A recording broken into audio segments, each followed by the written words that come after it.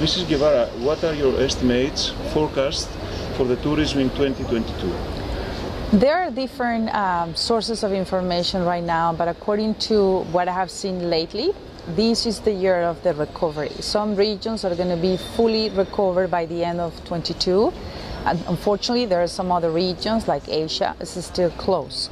So we're hoping that by the end of 2022, we're going to be something closer to where we were in 2019, which is pre-pandemic. Remember that in 2019, 10% of the global GDP, that was the contribution of the sector, $9 trillion. So we're hoping to get closer to that, but let's keep in mind that Asia is still unfortunately closed. When do you think that there will be a full recovery to pre-pandemic levels? And when you are in the WTTC, you made a lot of surveys and reports about the big problem with the employees in the tourism sector. Tell us something about this. Absolutely. When I was in WTTC, we shared a lot of information, and still the organization, the council, is sharing a lot of information. We need to remember also pre-pandemic, we had a lot of different crises, and we learned from those crises. During pandemic, at some point, there was the risk of losing 100 million jobs. Then it was 62, unfortunately.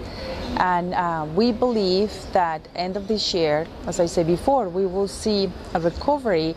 Some countries currently are better than 2019.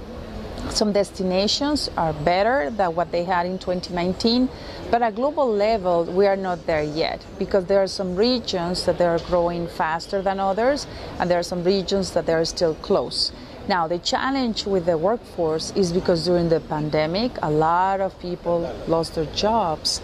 And of course, they had to find other incomes, and they moved to other industries.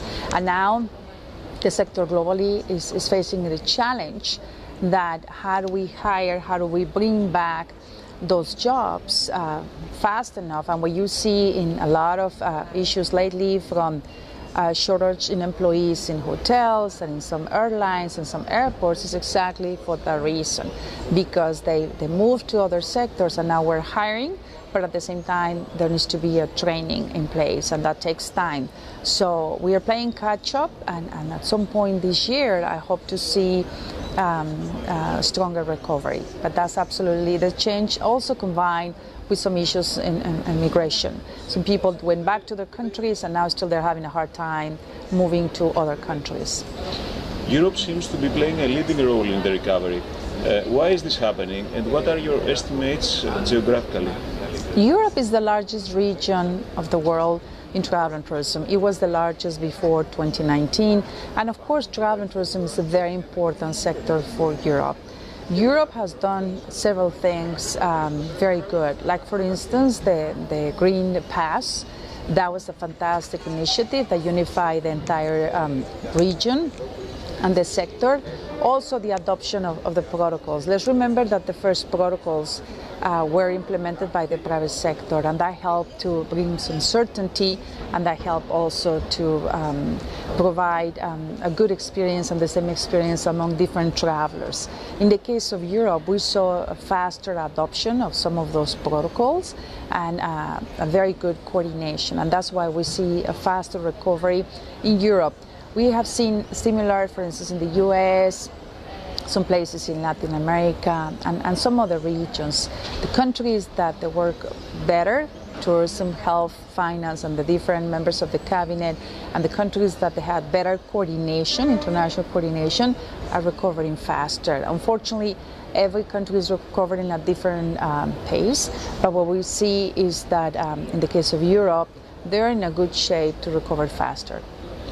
How do you see Greece in the international travel and tourism marketing competition, and what do you think about the competition in the Mediterranean? Greece is an amazing destination. I was there last summer with my family, which was fantastic. Greece offers a very interesting experience, rich culture, amazing food, great hospitality, and they have done a wonderful job. I think Greece has learned from past crises, and I think they managed quite well. In the previous government, the plan that they established was amazing.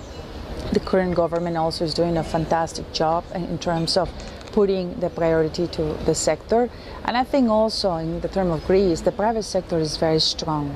A lot of SMEs are the core and the heart of the sector in Greece, and they need, of course, all the support or as much as possible in order to continue growing travel and tourism. Greece is a very competitive destination, and it's a destination that has great allies. For instance, currently I live in Saudi, and Saudi and Greece, they have a fantastic partnership of sharing knowledge, sharing information, and also the flow of travelers between two countries is very important. So I see Greece in a good shape, very competitive, and of course with a strong sector that is going to recover really fast. Will the lack of Russian tourists cost and has a serious impact in the global tourism? The lack of Russian tourists because of the war? The Russian tourists, of course, they are big spenders, and it's impacting some destinations more than others. What is happening is, unfortunately, and we wish and we hope that this would end very soon. It's very sad what is happening for Ukraine, for Europe, and of course for everyone. So yes, that lack of travelers is impacting some destinations as we speak, but there are some other destinations emerging. For instance, we see a growth in travelers from the Middle East, travelers from Saudi, from UAE, from Qatar, from Oman. We see an increase of travelers from Latin America. We see an increase of travelers from some parts of Europe. And that is also helping some of these destinations that they were impacted. So at the end of the day, what we see is that people are eager to travel, and we see that the destinations that they have open are receiving travelers from other parts of the world. Sustainability in tourism and the protection of the environment are becoming more and more important. What are your comments about this trend? We have a big challenge, and the challenge is that 8% of the greenhouse emissions around the world, according to the last report, is due to travel and tourism, 8%, and unfortunately the last report is from 2017. Now, at the same time, travel and tourism creates jobs. If you look at the last 5 years before pandemic, 1 in 4 new jobs created, and this is according to WTTC data that is published, were thanks to the sector. So travel and tourism has a lot of benefits, creates jobs, creates opportunities, reduces inequality, reduces poverty. There are a lot of economical and social benefits from travel and tourism. It helps to distribute income from developed countries to developing countries. What now we have to work together is to make tourism part of the solution in this fight against climate change, which basically means that next time that we travel, hopefully it's going to be good for climate, good for the environment, and good for communities. And we have an initiative globally sponsored by Saudi Arabia that we are sharing with the world and joining forces in order to make travel and tourism part of the solution and reduce the emissions and benefit, as I say, climate, environment, and community every time that we travel. So more than ever is very relevant so that we can continue enjoying the natural assets that we have, history, the heritage, the beautiful beaches around the world, but at the same time, we don't compromise those for the future generations and for our children and grandchildren. The Sustainable Tourism Global Center was announced almost 3 months ago and is a groundbreaking initiative led by Saudi Arabia. What is the vision behind this project and the goals set? This is a gift from Saudi Arabia to the world. This is a global initiative that is going to help us to solve a global problem. The problem is very simple. 8% of the greenhouse emissions, unfortunately, that's a contribution of travel and tourism. We want to be part of the solution, but at the same time, when you look at our sector, we have multiple challenges because 80% of the sector are small and medium enterprises, SMEs, and today they don't know how can they be part of the solution, most of them. Large corporations, they have their plans, they have sustainability initiatives, they have their goals, and they are moving towards the Paris Agreement goals and towards the SDGs. However, the little guys, if you ask a restaurant, if you ask a travel agency, if you ask a little hotel in Greece, in Germany, in France, UK, or anywhere in the world, how can you move to net zero? they don't even know what is their footprint.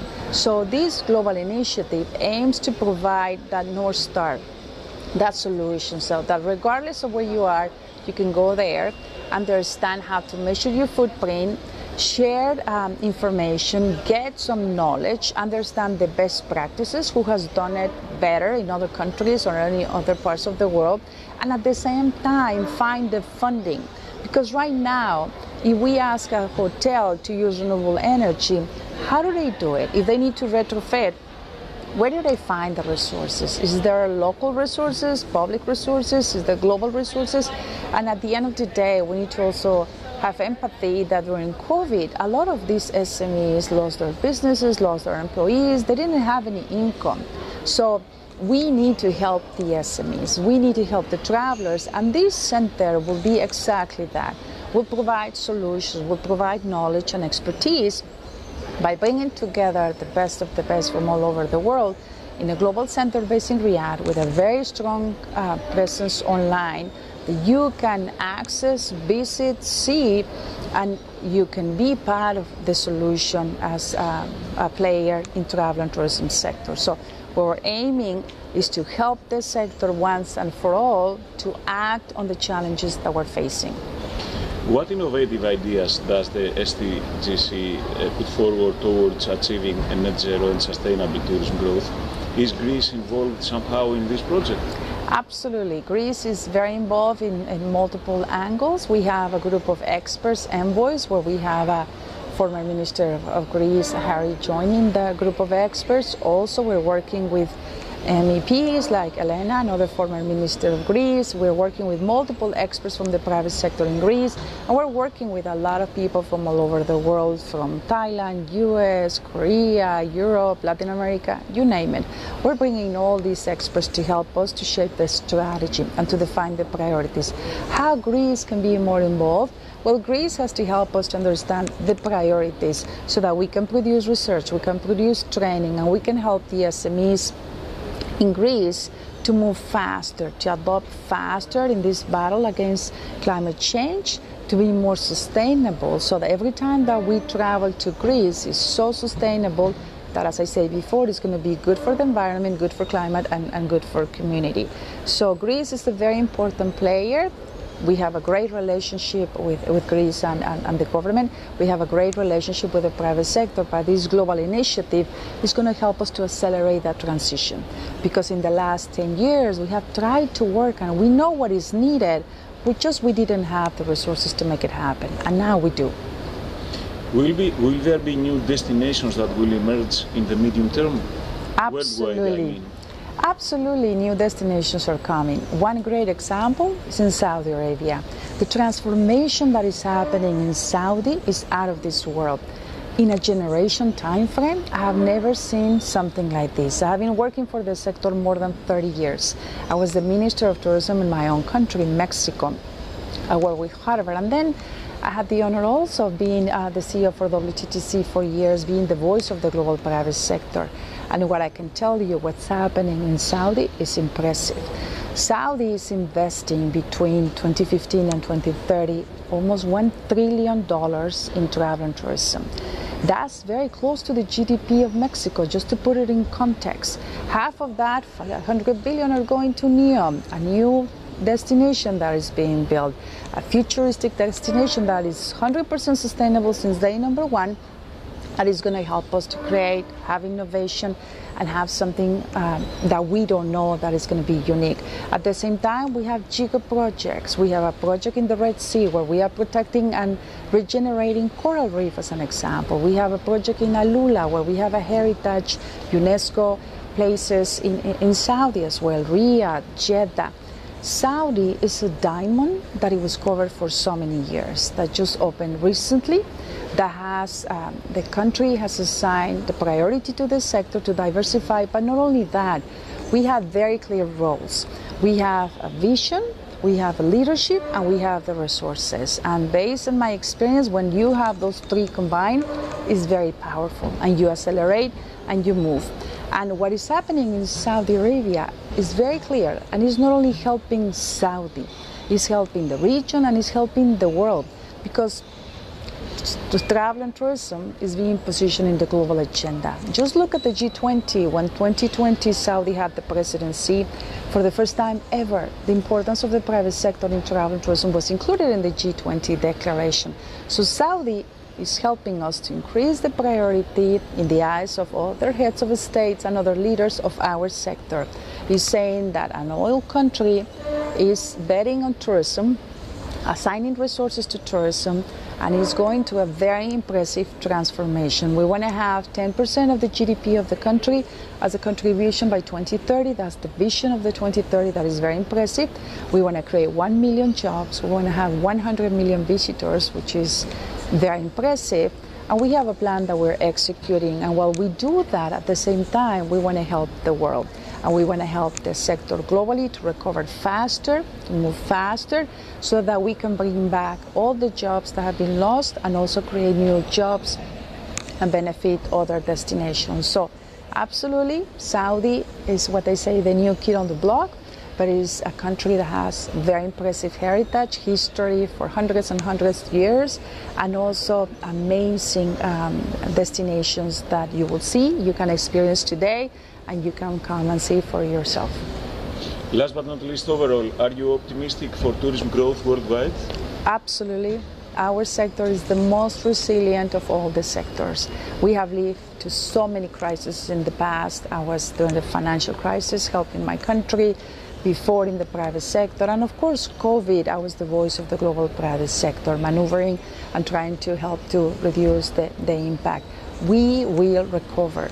The question is, how do we recover? How fast do we recover?